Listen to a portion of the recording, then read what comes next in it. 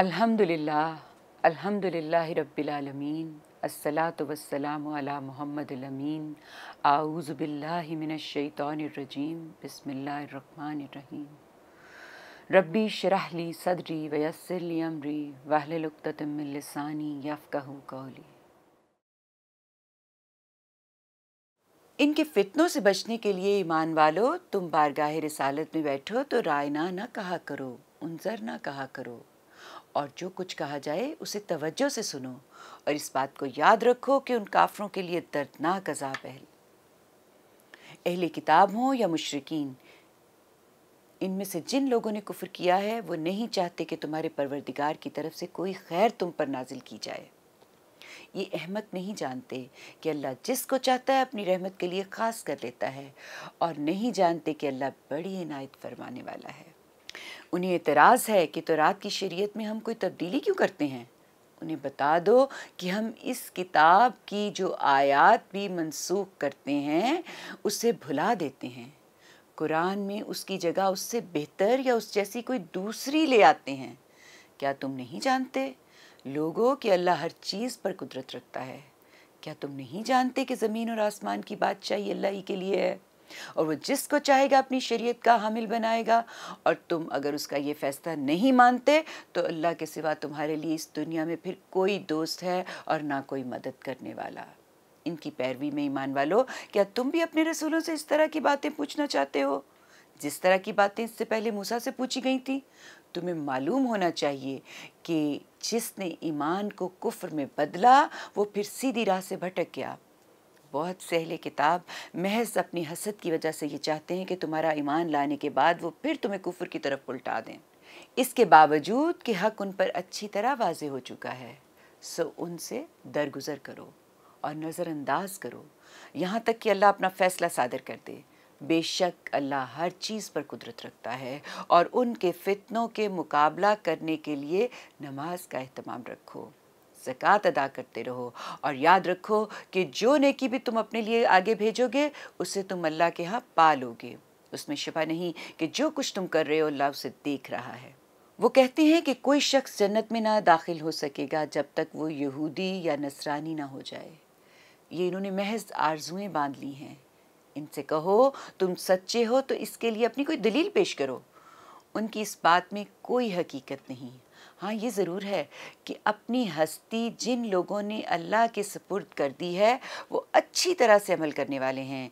उनके लिए उनका अजर उनके परवरदिगार के यहाँ महफूज है, और उनके लिए ना वहाँ कोई अंदेशा है और ना वो कभी गमज़दा होंगे।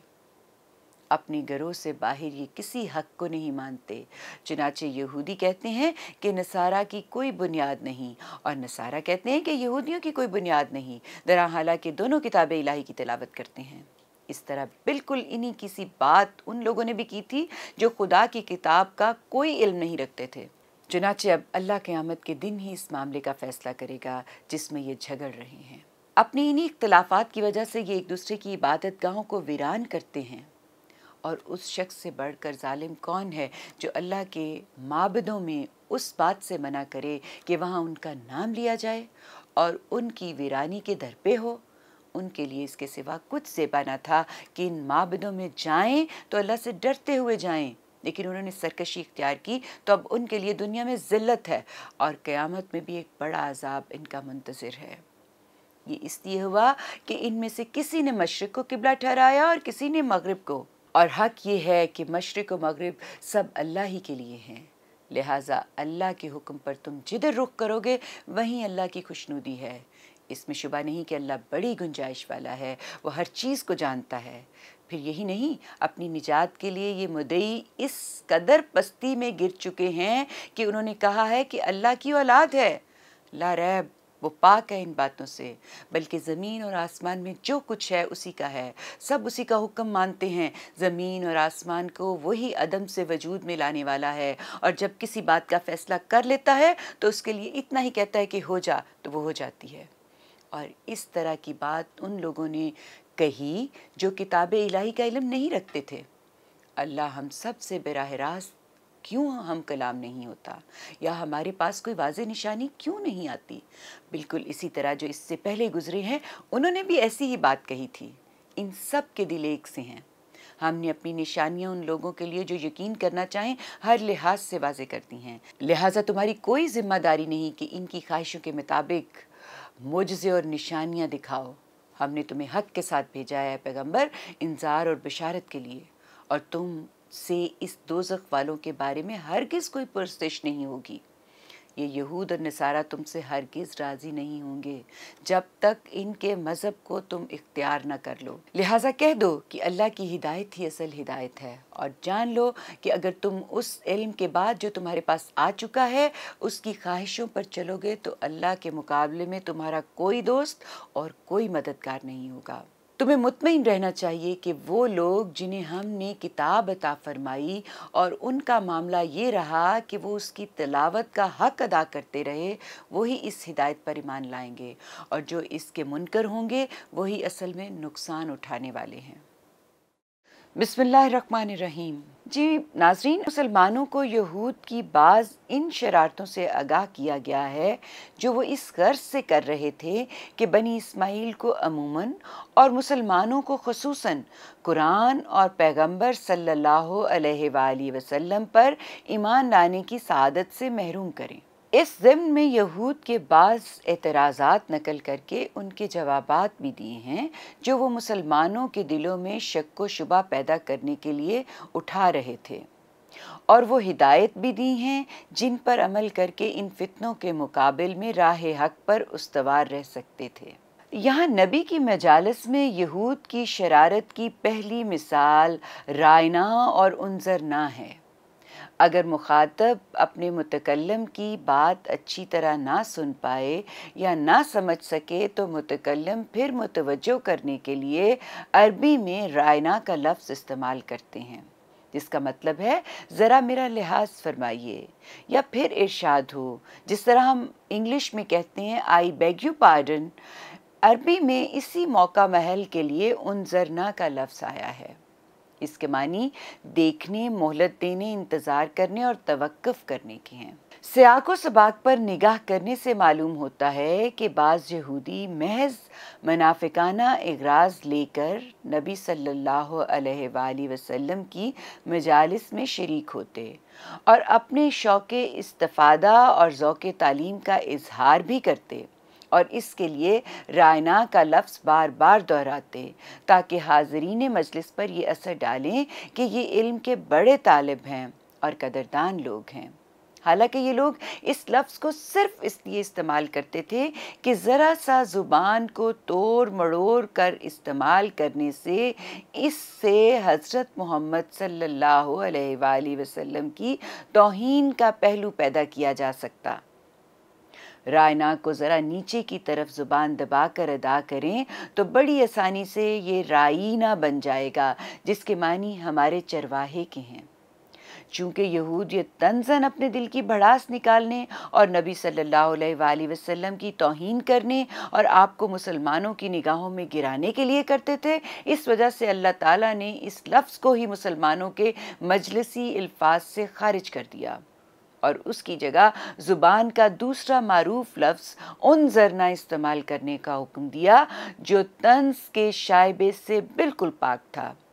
اس کے بعد آیت 105 میں رہنمائی کچھ یوں کی ہے کہ مسئلہ صرف ایک لفظ کے استعمال اور عدم استعمال کا نہیں ہے، بلکہ یہ یہودی اور مشرکین دونوں اس غصے اور حسد میں جل رہے ہیں کہ تم خدا کی طرف سے اس خیر عظیم کے سزاوار کس طرح قرار پائے۔ ان کے نزدیک تو سارے خیر و شر کے وارث اور مورث یہ تھے، نہ کہ تم کلاش اور بے سر و سامان مسلمان۔ لیکن جب وہ یہ دیکھ رہے ہیں کہ ان کے خیال کے باوجود تمہاری طرف سب سے بڑے خیر کی وراثت منتقل ہو رہی ہے اور تم اس کے حامل ہوا چاہتے ہو، تو انہوں نے اس قسم کی چھچوری حرکتیں شروع کر دی ہیں، کیونکہ اگر ہو سکے تو اس طرح تمہاری نظروں میں اسلام اور پیغمبر آخر الزماں کی وقت کچھ گھٹا سکیں۔ جس طرح وہ خود اس نعمت سے محروم ہوئے ہیں، تمہیں بھی اس نعمت سے محروم کریں۔ اس کے بعد یہود کی اس وسوسہ اندازی کی تردید کی ہے جو وہ قرآن اور رسول پاک سے بدگمان کرنے کے لیے کر رہے تھے۔ وہ کہتے تھے کہ جب قرآن حضرت موسیٰ کو خدا کا پیغمبر اور تورات کو خدا کی کتاب تسلیم کرتا ہے تو پھر تورات کے احکام میں رد و بدل کے کیا معنی ہیں؟ کیا خدا اپنے ہی بنائے ہوئے قوانین کو خود اپنے ہاتھوں سے بدلتا ہے؟ اور کیا خدا نخواستہ ایک تجربے کے بعد خدا پر اپنی غلطیاں واضح ہو رہی ہیں اور وہ ان کی اصلاح کر رہا ہے؟ یہ یہود کی خاص ذہنیت ہے جو اس طرح کے سوالات کے اندر چھپی ہوئی ہے۔ یہود نس کے سوال کو اٹھا کر سادہ لوگوں کے اندر جو وسوسہ اندازی کر رہے تھے، اس کی اصلی وجہ یہ تھی کہ وہ اس بات کو جان گئے تھے کہ یہ تورات کے احکام کا منسوخ ہونا اور ان کی جگہ دوسرے احکام کا آنا محض تورات کے بعض احکام کا منسوخ ہونا ہی نہیں ہے، بلکہ اس کے اندر یہود کی منصب امامت سے معزولی اور اس کی جگہ دوسری امت کے نسب اور تقرر کا پیغام بھی اس میں مضمر ہے۔ دراصل اس چیز کا غم و غصہ تھا جو انہیں کھائے جا رہا تھا، اور اس کے اظہار کے لیے وہ نسب کے سوال کو ایک پردے کے طور پر استعمال کر رہے تھے۔ قرآن نے اس پردے کو اٹھا کر ان کو یہ جواب دیا کہ آسمان اور زمین کی بادشاہی اللہ ہی کی ہے اور اس کے اختیار میں ہے، وہ جس سے چاہتا ہے اس کو چھینتا ہے اور جس کو چاہتا ہے بخشتا ہے۔ اب اگر تم اس منصب کے لیے نااہل ثابت ہو چکے ہو جس پر اس نے تم کو سرفراز کیا تھا، اور اس کی حکمت کا تقاضا یہ ہے کہ تمہاری جگہ اس منصب پر کسی اور کو سرفراز فرمائے، تو تمہارے غم و غصے کے باوجود یہ بات ہو کر رہے گی، اور کوئی حامی اور مددگار خدا کے اس فیصلے سے تمہیں نہیں بچا سکتا۔ مزید تنبیہ ہے کہ یہود کی یہ تمام سرگرمیاں صرف اس غرض سے ہیں کہ تمہیں ایمان سے ہٹا کر پھر کفر کی حالت میں پلٹا دیں۔ یہ نہ سمجھو کہ ان کی یہ تمام باغ دوڑ تمہاری خیر خواہی میں ہے یا یہ تمہارے سابق دین کو برحق سمجھتے ہیں، بلکہ یہ محض حسد کا دورہ ہے جو ان کے نفس کی تحریک سے ان پر پڑا ہے۔ باوجود یہ کہ اسلام کا حق ہونا ان پر اچھی طرح واضح ہو چکا ہے، یہ تنبیہ اس لیے ضروری تھی کہ بعض نیک دل یا سادہ لو مسلمان اس غلط فہمی میں مبتلا ہو سکتے تھے کہ یہ اہل کتاب محض ان کی خیر خواہی میں ایک دینی خدمت کے طور پر ان کے ایمان کے معاملے میں اتنے سرگرداں ہیں۔ قرآن نے اس غلط فہمی کو رفع کر دیا۔ اس کے بعد مسلمانوں کو اسلام کے مخالفین سے نپٹنے کا علاج بتایا گیا ہے کہ اگر تم ان فتنوں پر غالب آنا چاہتے ہو تو نماز قائم کرو اور زکوٰۃ دیتے رہو، اسی سے تمہاری وہ روحانی اور اخلاقی تربیت ہوگی جو تمہیں ایک طرف تو مخالفین کی وسوسہ اندازیوں سے بالکل مامون کر دے گی اور دوسری طرف تم کو جماعتی حیثیت سے مضبوطی عطا کرے گی، کوئی طاقت بھی تمہیں ہلا نہ سکے گی۔ قرآن مجید میں نماز اور زکوٰۃ کو تمام دین کی بنیاد، تمام تربیت اور اصلاح کی اساس اور تمام قوت اور طاقت کا سرچشمہ قرار دیا گیا ہے۔ دوسری ساری چیزوں کو ان کے تابع ہی قرار دیا گیا ہے۔ مکی صورتوں میں جہاں حضرت صلی اللہ علیہ وآلہ وسلم کو دشمنوں کے مقابل میں صبر و استقامت کی تلقین کی گئی ہے، وہاں نماز کی تاکید کی گئی ہے۔ جس طرح نس کا اعتراض مسلمانوں کے دلوں میں شک اور تردد پیدا کرنے کے لیے اٹھایا گیا تھا، اسی طرح بہکانے کے لیے یہ پروپیگنڈا بھی یہود اور نصارہ دونوں کی طرف سے کیا گیا کہ نجات حاصل کرنے کے لیے اگر کوئی راستہ ہے تو یہودیت یا نصرانیت میں سے کسی ایک کو اختیار کرنا ہے۔ یہ دونوں خدائی دین ہیں، ان کے ہوتے ہوئے کسی نئے دین کی ضرورت نہیں اور نہ ہی کوئی گنجائش ہے۔ یہود اور نصارہ یوں تو آپس میں ایک دوسرے کے جانی دشمن تھے، آئے دن ان کے اندر مذہبی اختلافات کی بنا پر خون خرابہ ہوتا رہتا تھا، لیکن معلوم ہوتا ہے کہ اسلام کی مخالفت کے لیے دونوں آپس میں بڑے روادار بن گئے تھے۔ دونوں نے مل کر ایک متحدہ محاذ قائم کر لیا تھا اور ہم زبان ہو کر یہ پروپیگنڈا کر رہے تھے کہ جس نے نجات حاصل کرنی ہے وہ یہودی بنے یا نصرانی، یہ نیا دین بھلا کیا ہے، یہ تو محض ایک فتنہ ہے۔ اللہ تعالیٰ نے واضح کر دیا کہ نجات یافتہ اور مستحق جنت ہونے کے لیے یہودی یا نصرانی ہونا شرط نہیں ہے، بلکہ یہ ہے کہ آدمی ایک تو مسلم بنے، دوسرا یہ کہ محسن بنے۔ اسلام کے معنی یہ ہے کہ آدمی اپنے آپ کو پورے طور پر خدا کے حوالے کر دیے، اس کے نبیوں اور رسولوں میں کوئی تفریق نہ کرے اور پوری زندگی کو اس کی شریعت کے تابع کر دے۔ اور احسان کا مفہوم یہ ہے کہ شریعت کے احکام کی تعمیل پورے خلوص، پوری دیانتداری اور کامل راست بازی کے ساتھ کرے۔ جو لوگ اس طرح خدا کی بندگی اور اس کی اطاعت کا حق ادا کریں گے، ان کے لیے ان کے رب کے پاس اجر ہے۔ ایسے لوگوں کے لیے نہ کوئی خوف ہوگا نہ کوئی غم۔ یہی تمام انبیاء اور تمام آسمانی کتابوں کی تعلیم ہے اور یہی عقل اور فطرت کا تقاضا ہے۔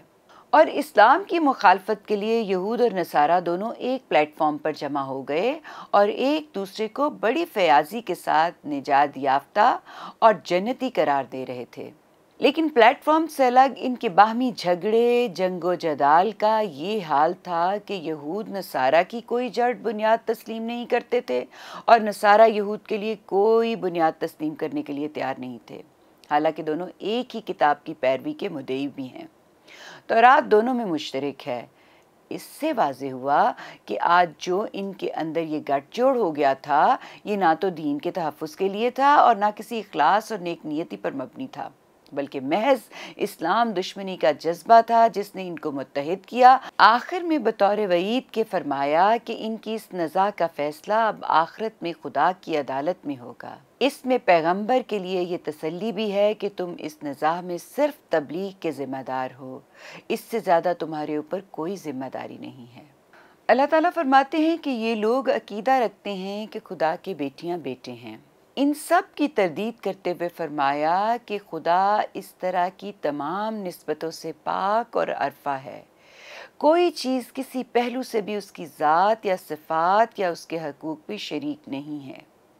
یہ بیٹے بیٹیاں جو خدا کے لیے فرض کیے گئے ہیں، اس وہمے کی بنیاد پر فرض کیے گئے ہیں کہ جس طرح دوسرے اپنے معاملات اور انتظام اور انصرام میں معاونین اور شرکا کے محتاج ہوتے ہیں، اسی طرح خدا بھی شرکا اور معاونین کا محتاج ہے، حالانکہ خدا اس قسم کے شرکا اور معاونین سے بالکل بے نیاز ہے۔ وہ آسمان اور زمین کو تنہا اپنی قدرت اور حکمت سے وجود میں لایا اور جب کسی امر کا فیصلہ کرتا ہے تو بس فرما دیتا ہے کہ ہو جا اور وہ ہو جاتی ہے۔ ان کا پہلا مطالبہ یہ تھا کہ محمد یہ دعویٰ کرتے ہیں کہ خدا ان سے ہم کلام ہوتا ہے، اگر ایسا ہوتا ہے تو خدا نے انہی کو ہمارے اندر سے ہم کلامی کے لیے کیوں منتخب کیا؟ آخر ہم جو قریش کے سردار اور لیڈران ہیں اور عصر و اقتدار میں محمد صلی اللہ علیہ وآلہ وسلم سے کہیں اونچے ہیں، خدا ہم سے کلام کیوں نہیں کرتا؟ دوسرا مطالبہ یہ تھا کہ ہمارے پاس کوئی نشانی کیوں نہیں آتی؟ نشانی سے ان کی مراد کوئی ایسی نشانی تھی جو ایک محسوس معجزے کی نوعیت کی ہو، جس کو دیکھ کر ہر شخص پکار اٹھے کہ بے شک اس نشانی کا دکھانے والا خدا کا فرستادہ ہے اور اس کا رسول ہے۔ اللہ تعالیٰ فرماتے ہیں کہ ان کے مطالبوں کی تعمیل میں ان کی خواہشات کے مطابق نشانیاں اور معجزے دکھانا تمہاری ذمہ داری نہیں ہے۔ تم سے جو پرسش ہوگی تمہارے فرض رسالت کی ادائیگی کے بارے میں ہوگی، اس بارے میں ہرگز نہیں ہوگی کہ یہ تمہارے جہنم میں جانے والے لوگ جہنم میں کیوں گئے، ایمان کیوں نہیں لائے۔ اور ساتھ ہی ساتھ یہ بھی بتا دیا کہ جو اہل کتاب اپنی کتاب کا حق صحیح طریق پر ادا کرتے رہے ہیں، وہی اس ہدایت اللہ پر ایمان لائیں گے جو پیغمبر صلی اللہ علیہ وآلہ وسلم نے ان کے سامنے پیش کی ہے۔ اس کی وجہ یہ ہے کہ یہ سنت اللہ ہے کہ اللہ تعالیٰ اپنی روحانی نعمتوں میں برکت انہی کو عطا فرماتا ہے جو ان کی قدر کرتے ہیں، جو قدر نہیں کرتے ان کو مزید عطا ہونا تو الگ رہا، جو عطا ہوئی ہوتی ہے وہ بھی ان سے سلب کر لی جاتی ہے۔ آخری شریعت کے بارے میں یہی وعدہ اللہ تعالیٰ نے حضرت ابراہیم علیہ السلام سے بھی فرمایا تھا کہ اس میں تمہاری ذریت کے صرف اچھے ہی لوگ حصہ پائیں گے، جو برے ہوں گے وہ اس سے محروم رہیں گے۔ پھر یہی بات اللہ تعالیٰ نے حضرت موسیٰ علیہ السلام پر بھی واضح فرمائی تھی کہ جو تقوی پر قائم رہیں گے وہی آخری نبی پر ایمان لائیں گے، اور اسی حقیقت کو حضرت مسیح علیہ السلام نے بھی واضح فرمایا۔ وآخر دعوانا ان الحمد للہ رب العالمین۔